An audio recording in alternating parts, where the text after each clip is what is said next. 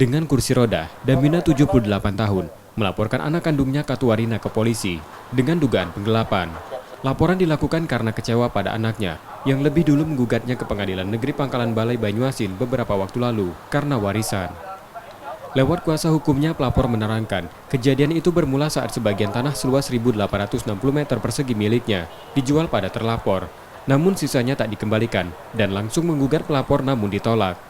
Ini kasus Ibu Dawina ini kan pernah menghibahkan tanahnya, menjualkan tanahnya kepada anak kandungnya seluas 1.860 lah begitu kan. Nah tapi sebagiannya itu seharusnya diberikan lagi kepada nenek ini. Nah karena sudah diminta sebagian tanah.